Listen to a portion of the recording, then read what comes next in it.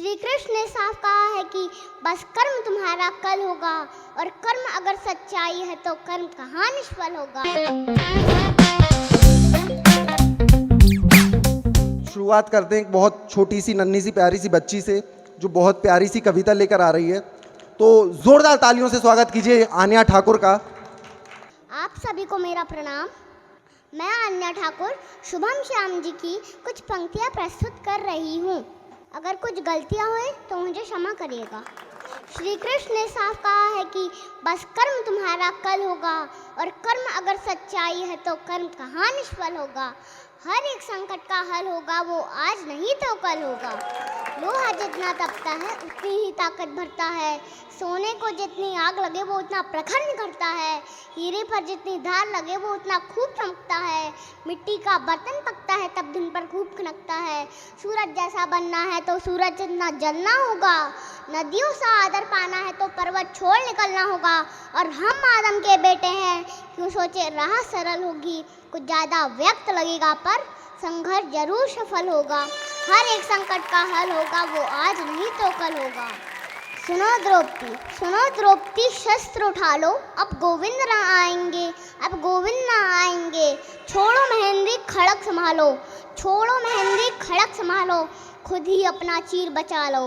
द्वित बिछाए बैठे शकुनी, द्वित बिछाए बैठे शकुनी, मस्तक सब बिक जाएंगे। सुनो द्रौपदी शस्त्र उठा लो, अब गोविंद ना आएंगे, अब गोविंद ना आएंगे।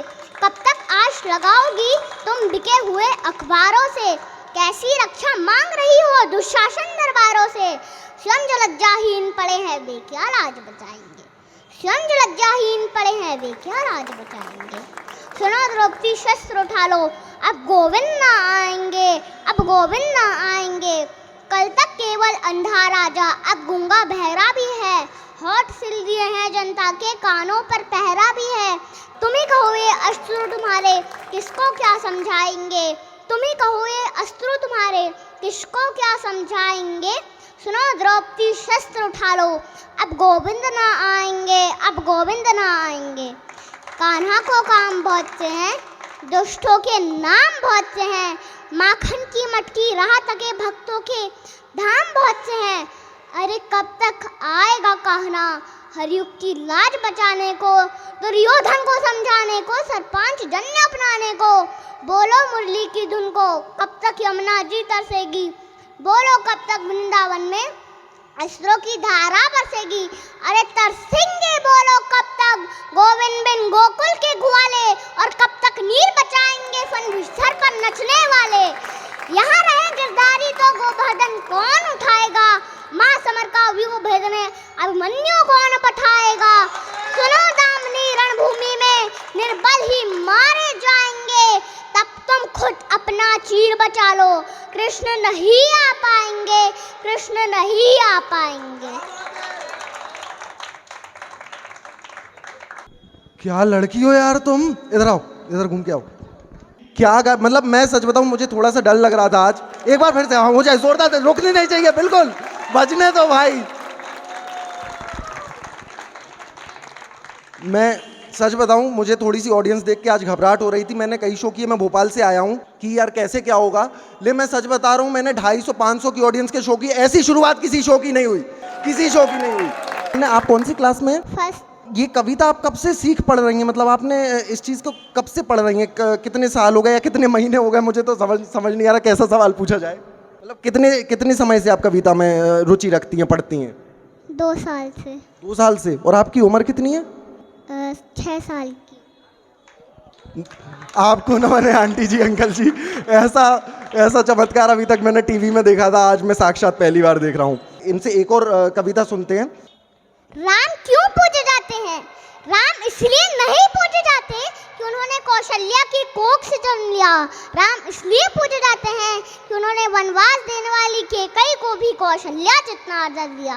राम इसलिए नहीं पूजे जाते कि जानकी जैसी देवी से विवाह रचाया। राम इसलिए पूजे जाते हैं कि समाज द्वारा ठुकराई हुई अहिल्या को भी उन्होंने देवी कहकर बुलाया। राम इसलिए नहीं पूजे जाते कि दशरथ जैसा चक्रवर्ती सम्राट उनका पिता है। राम इसलिए पूजे जाते हैं कि जैसे वो पुत्र की तरह वो अपने हाथों से मुख अग्नि देते हैं। वो एक बूढ़े पक्षी जटायु की चिता है। राम इसलिए नहीं पूजे जाते कि उन्होंने सोने की लंका जीत ली। राम इसलिए पूजे जाते हैं कि उन्होंने अपनी अयोध्या के लिए, अपनी मातृभूमि के लिए, अपने बाहुबल से जीती हुई सोने की लंका उन्होंने त्याग दी। राम इसलिए नहीं पूजे जाते कि रावण की नाभि में तीर भेज दिया। राम इसलिए पूजे जाते हैं इस प्रकांड विद्वान से जीवन की शिक्षा देने के लिए लक्ष्मण को उसके चरणों पर भेज दिया। राम इसलिए नहीं पूजे जाते कि वो भगवान थे। राम इसलिए नहीं पूजे जाते कि वो भगवान थे। राम इसलिए पूजे जाते हैं कि वो मर्यादा में रहने वाले इंसान थे।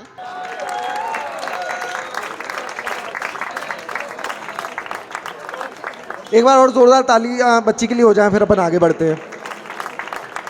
नमन है बेटा तुम्हें, तुम जैसा मैं 6 साल से कर रहा होता तो शायद, चलो खैर, अफसोस क्या करना।